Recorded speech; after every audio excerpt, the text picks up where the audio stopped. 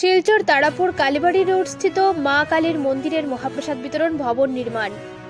আজ শুক্রবার অর্থাৎ 22 নভেম্বর দুপুর 12:30 ঘটিকায় কালীবাড়ি সেবা সমিতির পক্ষ থেকে সমষ্টির মাননীয় বিধায়ক শ্রী দীপায়ন চক্রবর্তী মহাশয় স্বতঃস্ফূর্তভাবে স্বেচ্ছায় তারাপুর কালীবাড়ি রোড স্থিত মা কালী মন্দিরের সংলগ্ন জায়গায় মহাপ্রসাদ বিতরণ ভবন নির্মাণের জন্য 15 লক্ষ টাকা দিয়েছেন।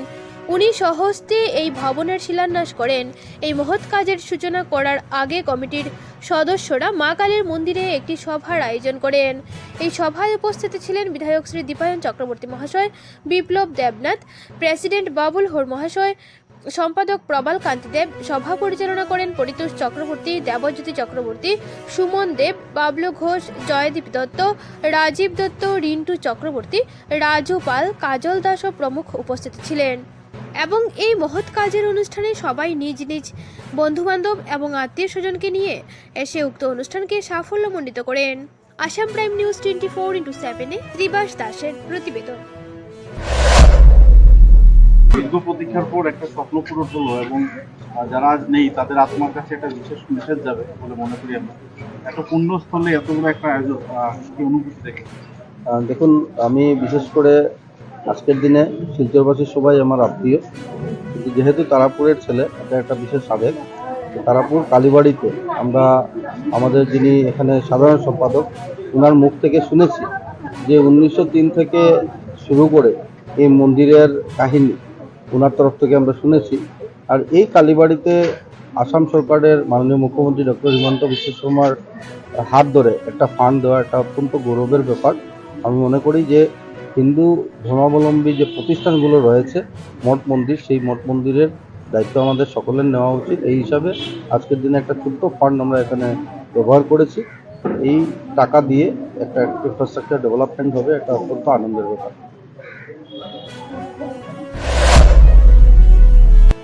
ট্রাস্টের পক্ষ থেকে আমাদের স্থানীয় বিধায়ক শিলচরের মাননীয় দীপায়ন চক্রবর্তী কর্তৃক 15 লক্ষ টাকা অনুদান পেয়েছিলাম এই মন্দিরের ইনফ্রাস্ট্রাকচার ডেভেলপমেন্টের জন্য।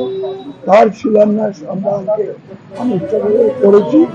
আমার সঙ্গে আমার সম্পাদক প্রবাল কান্তি দেব আছেন, উনি আপনাদেরকে বিস্তারিত তথ্য তুলে দেবেন। কালী মন্দিরটি 154 বছরের পুরানো।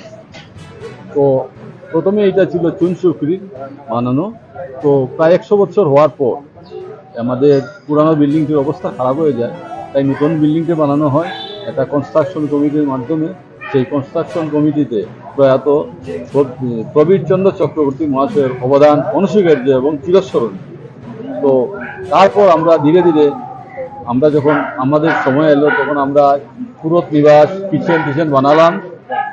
এখন আমাদের খুব আক্ষেপ ছিল আর কি, আমরা যখন দুর্গাপূজার সময় 3 দিন মহাপ্রসাদ বিতরণ করি, আমাদের জায়গা থাকলেও বিল্ডিং ছিল না। আমরা আশেপাশের লোকের বাড়িতে গিয়ে তাদের বাড়িতে বিল্ডিংয়ে আমরা ব্যবস্থা করতাম। কিন্তু এই আমাদের লোকাল এমএলএ শ্রী দীপায়ন চক্রবর্তী মহাশয় আমাদেরকে 15 লাখ টাকা দিয়ে ইনফ্রাস্ট্রাকচার ডেভেলপমেন্টের জন্য মহাপ্রসাদ বিতরণের জন্য আমরা একটা ভবন বানাবো। এই ভবন আমরা আগামী বাৎসরিক উৎসব হবে 10 এপ্রিল 2025।